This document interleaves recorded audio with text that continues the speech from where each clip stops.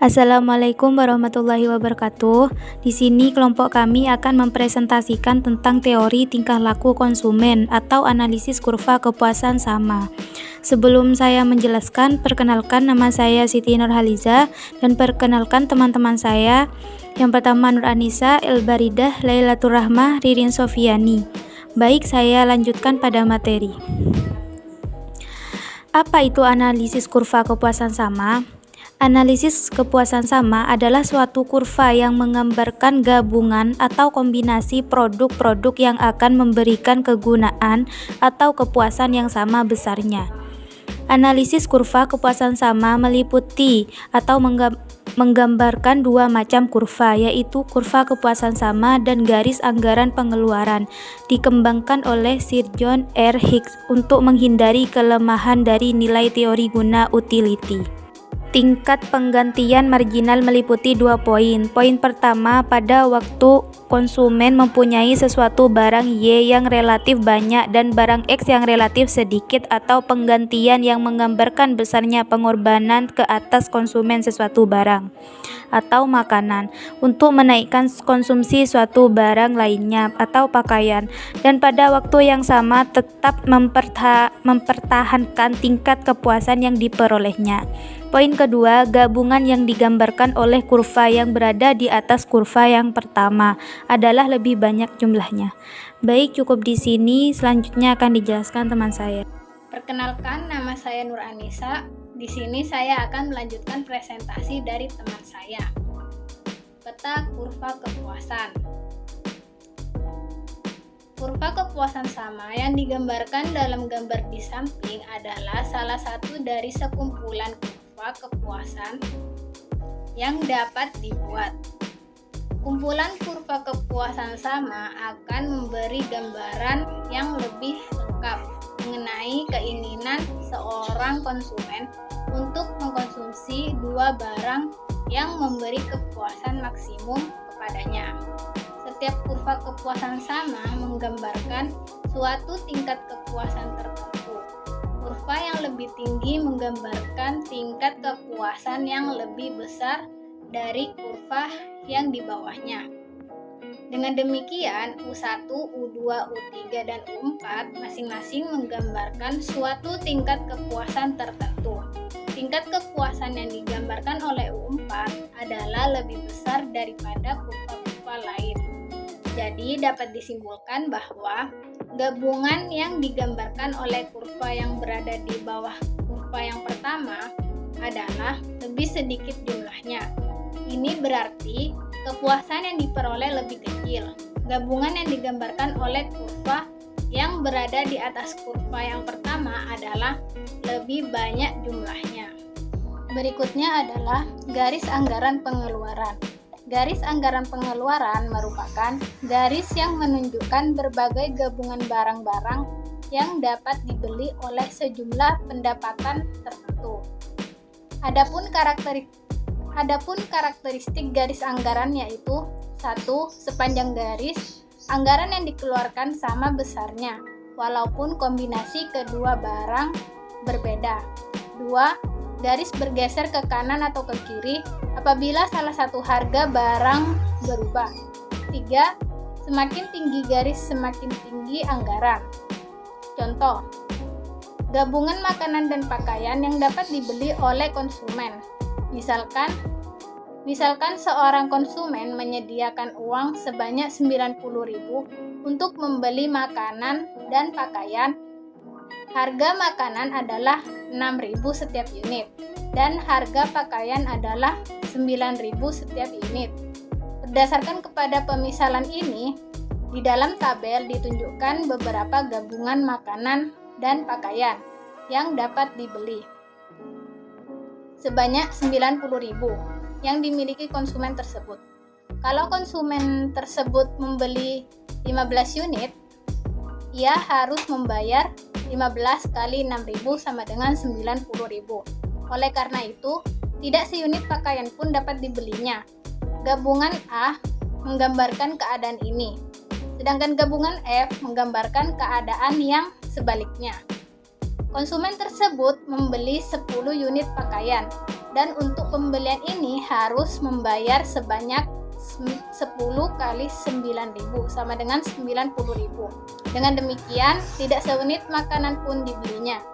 Dalam kenyataan, kedua gabungan tersebut tidak akan menjadi pilihan. Biasanya, konsumen akan membeli kedua jenis barang tersebut. Oleh sebab itu, gabungan B sampai E adalah beberapa gabungan makanan dan pakaian yang lebih mungkin dibeli dengan menggunakan uang yang dimiliki konsumen. Berdasarkan data dalam tabel, ditunjukkan garis anggaran pengeluaran.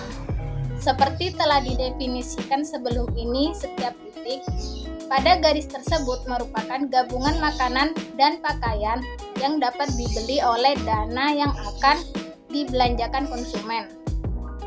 Titik A hingga F menggambarkan gabungan barang seperti yang ditunjukkan dalam tabel, yaitu yang dapat dibeli dengan uang sebanyak 90.000.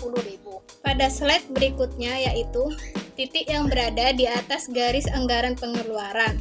Misalnya titik Y yang menunjukkan gabungan 10 unit pakaian dan 9 unit makanan. Menggambarkan gabungan yang tidak dapat dibeli oleh uang yang dimiliki konsumen. Jumlah yang harus dibayar adalah lebih tinggi dari uang yang tersedia.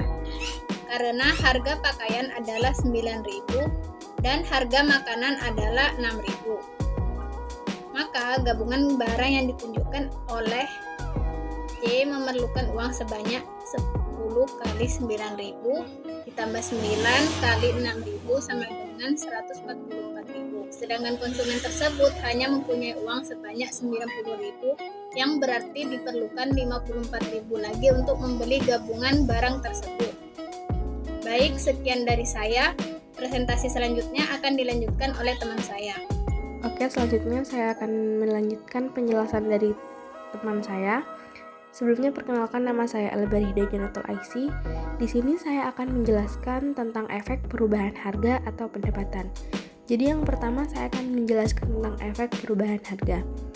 Perubahan garis anggaran pengeluaran yang disebabkan oleh perubahan harga itu ditunjukkan pada gambar di samping, di mana kita misalin aja pendapat konsumennya 90.000, terus harga makanannya 6.000 dan harga pakaiannya 9.000. Jika harga pakaiannya naik menjadi 15.000, sedangkan harga makanannya tetap, dan akibat dari perubahan ini pendapat sebanyak 90.000 hanya dapat membeli 6 unit pakaian.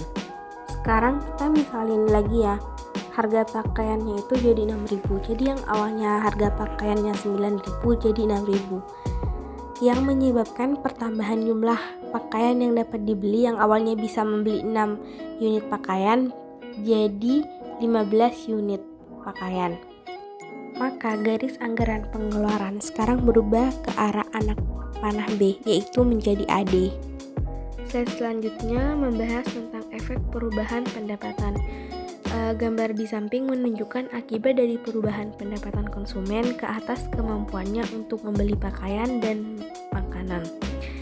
Jadi permisalan ya, permulaan dalam gambaran tersebut adalah sama seperti dalam menerangkan akibat perubahan harga, yaitu pendapatan adalah 90.000, harga makanan 6.000, harga pakaian 9.000. Maka pada permulaannya, garis anggaran pengeluaran adalah PQ. Kalau harga tetap dan pendapat menurun menjadi 54.000, apakah akibatnya? Dengan pendapatan sebanyak 54.000, sebanyak 6 unit makanan atau 6 unit pakaian dapat dibeli. Dengan menjadikan garis anggaran pengeluaran telah bergeser secara sejajar ke kiri, yaitu seperti yang ditunjukkan oleh garis RS.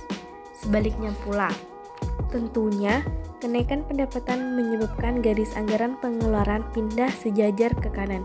Sebagai contoh ya, misalin pendapatan bertambah menjadi 108.000, sedangkan harga makanan dan pakaian tidak berubah. Pendapatan tersebut akan dapat dibeli 18 unit makanan atau 12 unit pakaian. Maka garis anggaran pengeluaran pindah ke arah kanan, yaitu menjadi garis TU. Slide selanjutnya akan dijelaskan oleh teman saya yaitu Ririn Sofiani. Assalamualaikum warahmatullahi wabarakatuh. Perkenalkan, nama saya Ririn Sofiani. Di sini saya akan melanjutkan penjelasan dari teman saya. Saya akan menjelaskan tentang akibat perubahan pendapatan dan harga. Pada gambar di bawah ini yaitu garis pendapatan konsumsi. Garis pendapatan konsumsi adalah garis yang bermula dari titik original dan melalui titik-titik berseimbangan E1, E2 dan seterusnya. Dan gambar yang di samping ialah garis harga konsumsi. Apabila titik E1, E2 dan titik-titik berkeseimbangan seperti itu dihubungkan, maka diperolehlah kurva garis harga konsumsi. Efek penggantian dan efek pendapatan. Dalam gambar di atas, mulanya garis anggaran pengeluaran ditunjukkan oleh garis AB. Titik E merupakan titik keseimbangan awal. Keseimbangan ini menunjukkan jumlah pakaian yang dikonsumsi adalah Q dan makanan yang dikonsumsi adalah M. Ketika harga pakaian turun, mengakibatkan garis anggaran pengeluaran berubah menjadi AC, maka keseimbangan pindah ke E1. Perpindahan ini menunjukkan bahwa jumlah pakaian yang dikonsumsi menjadi lebih banyak, yakni Q1. Kenaikan dari Q menjadi Q1 ini disebabkan oleh efek penggantian maupun efek pendapatan. Efek penggantian dan efek pendapatan. Pada hakikatnya diterangkan bahwa penurunan harga akan menambah permintaan karena konsumen lebih banyak mengkonsumsi barang itu dan mengurangi konsumsi barang lain, yaitu dinamakan efek penggantian. Penurunan harga menambah pendapatan real konsumen dan kenaikan pendapatan real ini akan menambah konsumen berbagai barang. Itu disebut efek pendapatan. Baik, di sini saya akan melanjutkan penjelasan dari teman saya barusan tentang membentuk kurva permintaan. Terbentuknya kurva permintaan ditunjukkan bahwa sifat permintaan konsumen yaitu jika harga turun dan hal-hal lain ceteris paribus maka jumlah permintaan bertambah. Sebaliknya, jika harga naik maka permintaan akan berkurang. Dengan menggunakan analisis kurva kepuasan sama dapat dijelaskan sebagaimana digambarkan pada gambar berikut. Titik A mengilustrasikan kedudukan konsumen ketika belum berlaku perubahan harga, yaitu PA pada saat bersamaan jumlah pakaian yang diminta adalah Q unit. Sementara titik B menggambarkan ketika keadaan harga pakaian turun dari PA menjadi PB. Pada tingkat harga tersebut, jumlah pakaian yang diminta bertambah banyak, yakni dari Q menjadi Q1. Berikutnya, keadaan yang terakhir adalah saat harga pakaian berubah menjadi PC. Hal ini diterangkan dengan jelas oleh titik C. Keadaan ini menunjukkan jumlah pakaian yang diminta sebesar Q2. Secara keseluruhan, kurva DD yang dibuat melalui ketiga titik di atas merupakan kurva permintaan atas pakaian. Semoga dari penjelasan barusan dapat dipahami dan dimengerti. Mohon maaf jika ada kesalahan dari tutur kata atau di penjelasan barusan. Baik, sekian dari presentasi kelompok kami. Wassalamualaikum warahmatullahi wabarakatuh.